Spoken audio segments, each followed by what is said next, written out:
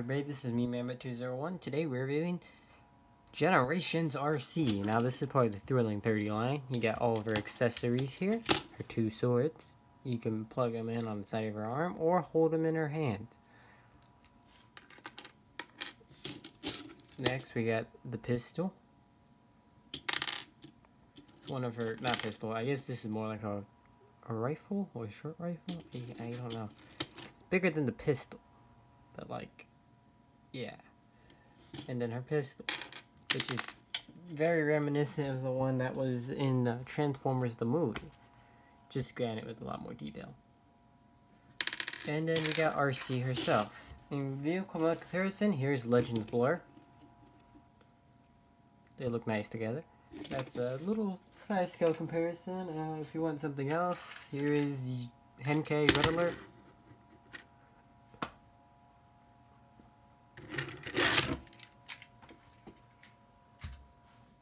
And let's get a Legend class figure in here. Legends Wheelie. Alright, now let's get started with the transformation. And yes, she does roll quite nicely. I got her and Chromia around the time they were released. Her a little bit later. It's like almost a year later. But yeah, Chromia I was actually able to find, I think, at retail back in the day. So yeah, I just could never find Arcee. So yeah, I got her, and you can tell it's not the one that's closed, it's the open-handed Arcee. I had to shave down some of it so that I could actually get the weapons in there without the plastic breaking, which it came pretty damn close to on both sides. You can see stress marks from that. But yeah. So let's get this transformed. You want to move these legs first. Alright, move them. It's not much to do. She's very shell formery. Fold that back. Alright. Fold these in. Alright. Fold the arms out. Push this back. Boom. It'll go back like that. You push this down. Tabs in. That. Tabs in, and here we got Arcee in robot mode. I'll lift the camera up. Alright, so you can put the pistol in her hand. She kind of falls over. She's very light, like stupid light. Like, this is the lightest Transformer I've ever held in my hands in my life. Or not in my life. I've held lighter, like the world's smallest stuff, but you get the plan to try and get across. She can hold the sword. And yeah, dang it. Dang nabbit. I think you could put the arm on her side like the gun. Or like the sword. I'm not 100. Yeah, you can. Arm cannon. You can do that. So there's Arcee. And yeah, let's get size comparisons. Here she is next to Jazz. Review the show Jazz. And let's throw in a Voyager class scale figure. Here is Transformers Classics Optimus Prime.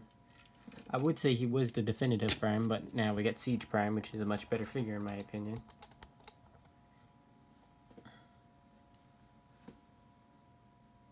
I think the scale's very nice. Very, very nice. I don't mind for having a taller Arcee. I don't mind that at all. For me, I really don't care what size Arcee is, as long as she's not a Legend class figure size. If she's anything bigger than that, I'm really good. And not Leader class, because that would be too big. But like, yeah. And now when I think about it, Voyager would be kind of too big too. But yeah. So she scales very nicely with some of the figures, and if you wanted to see like a more modern figure for a size comparison, let me bring out Legends Blur out for a second. I'm actually in the process of grabbing him real quick again. Have to constantly move everybody. Well, that and kind of transforming him off screen. Yep, okay. I'm trying to get his head in. that one's going. I always had this problem with the car ones. It's annoying. Okay, there you go. Oh, I forgot to fold that in. Okay. There was a remold of the blur mold into Arcee. I never got it. Just because I wasn't interested in it. I might actually pick that up. More out of curiosity, if anything. But yeah, here she is next to a more modern deluxe. Still shorter. But however, let's get an even more modern deluxe. So now, Power of the Primes is relatively about the same size as this. I don't have a Power of the Primes figure next to me at the moment, other than Titan Return, or not, other than Hot Rod, but he's a little bit of a distance away. He's like the closest one. A lot of them are just about the same size as the Combiner Wars figure, so they're no less shorter than Blur here. So yeah, we got a figure that's about the size of Combiner Wars Breakdown, approximately. Keyword is approximately. And yeah, this is one of my favorite figures from Siege other than Optimus. And a Duocon, which he was a really good figure. Siege Sideswipe. Okay, let's move Blur real quick. She is just slightly a bit taller than him, just barely. I think. Hold on, let's get that on camera. Or they might be the same height. I really can't tell. But yeah, that's the size scaling you're getting at with these figures. With this new Siege line. With some. Ironhide is significantly bigger than him. At least in pictures, because I've seen the picture of Ironhide next to Hound from one of my group chats. And yeah, so he was like easily, he was, I want to say, like a little bit taller than this. So, maybe like right there where my finger's at. So yeah, Ironhide's a good bit taller than Siege Hound, which is about the same size as Sideswipe here. I don't have Hound. He's the one Siege figure, other than the leader class figures, I do not have. And, I do have the Siege leaders pre-ordered. I have Siege Voyager class figures pre-ordered. The Micromasters, including the cassettes, all the deluxes, which is Ironhide, Prowl, Six Gun, and Chromia, and then the Target Master, whatever the Battle Master is, and then the Power of the Primes Ricochet and Red Swoop. But anyway, I'm looking at BBTS right now because they still haven't shipped the leader class figures yet, which is kind of irritating me right now. But yeah, because I really want to get my hands on them so I can review them, and also just to mess with them because I've been so hyped for them. But anyways, hopefully they both live up to my expectations, which aren't too crazy high at all. I'm really not expecting too much, but from watching reviews, it seems like they meet all my expectations. So yeah, but more importantly, are they going to do a Siege Arcee, since they're doing this and there's a rumor of a Siege Springer? The answer is if they do Siege Arcee, they're going to have to do it out of a new mold and fix the problems with this mold, which is the easily breakable hands,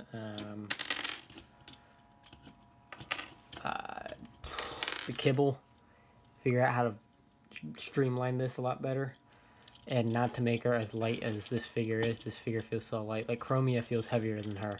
Granted, Chromia was made during the Transformers Prime era, since that is the retooling of Prime Arcee, which we'll get to reviewing Chromia some other time when I start reviewing the Power of the Primes Fembots, which I do have them all. They're all really good figures. Proportions on Alita are very wacky, but that's to be expected of that mold, because it was that funky Starscream mold, so proportions are expected to be weird, but yeah. Anyways, let's go over articulation. Arm bends more than 90 degrees, or No, wait a minute. Yeah, it's more than 90-degree bend because 90 would be right there. Goes a bit more. You got that full rotation there. Arm can go back that far due to kibble. Right there. Again, due to kibble. It can't go out all the way. That's mostly just because how it was molded. You see right there. The arms can only go up that far. Head's on a ball joint, so you can look up that far. You can look down that far. Turn it 360 degrees. It does have light piping. Yeah, I need to get a flashlight so I can just do that because I don't really have one at the moment. Let me see if I could use my 3DS light.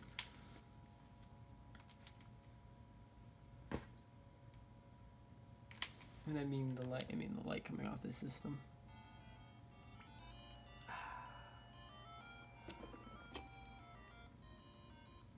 Yeah, I can kind of get it.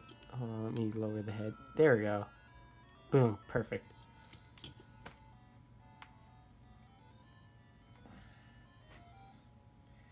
Watch, my thing immediately gets like, boom, copyright strike.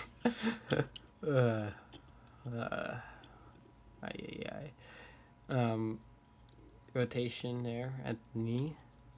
You can also bend the knee. So it's one joint, it's not double jointed. You can move that back, but that's mostly transformation.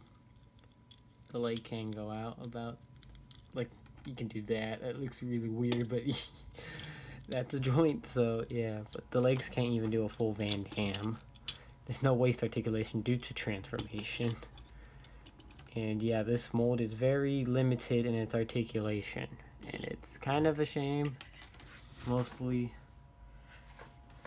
it's a shame now, at least compared to certain standards.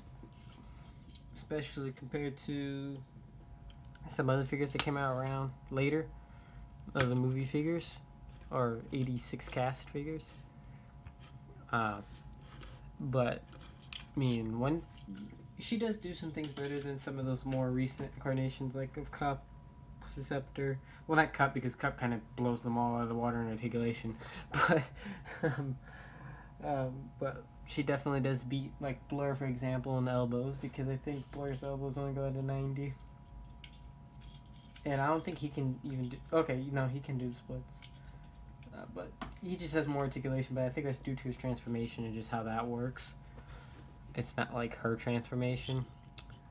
If you want an Arcee figure of more articulation, then go Titan Returns. But, because that has waist articulation, and I think a swivel somewhere around here-ish area. But mean you get that technically in the knee area instead. Knee-ish area or lower thigh here. But, yeah. But that Titan Returns Arcee isn't as nice looking as this figure. This figure looks really nice. It's a really nice looking figure. I'd recommend getting the Platinum Edition box set version just because that it just is a nicer paint scheme and more closer to animation. Or the Karatomi version of Arcee, which again is closer to animation. There is multiple repaints. Those two that I mentioned. This paint job. The Combiner Wars Hunter one or whatever the hell the thing was. The Comic-Con box set. And I believe there's an other repaint, but I can't remember it off the top of my head. But yeah, there's been quite a few repaints of this mold. This mold has seen, the Nightbird repaint as well, which I actually really want to pick up. So yeah, so I can add the Decepticon to my Season 1/Season 2 shelf. So yeah. Overall, would I recommend this figure? Yes, because as far as looks go, this is the superior Arcee, and it's better than that Titan Returns one that I mentioned earlier.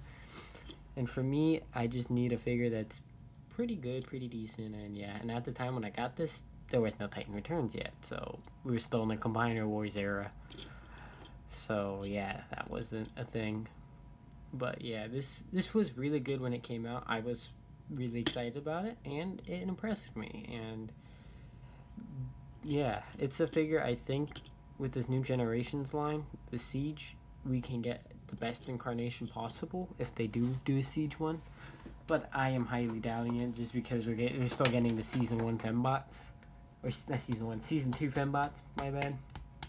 But yeah, that's that. That is Generations Thrilling 30 Arcee. Probably one of the best Fembot. Well, not one of the best Fembot figures because we'll go with the Pirates of Primes one and even a Titan Return Fembot figure later.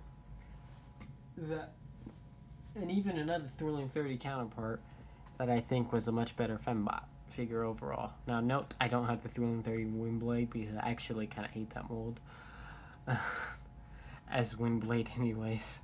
I think the best Windblade figure in my opinion, looks-wise, I think is RAD, but I don't have the RAD Windblade. I have Titan Returns Windblade, which looks damn good. Got a good price on it too, since that figure's kind of expensive in the aftermarket. But yeah, this has been me, ManBat201. If you liked the video, like it. And yeah, as always, see you guys in the next review. Peace.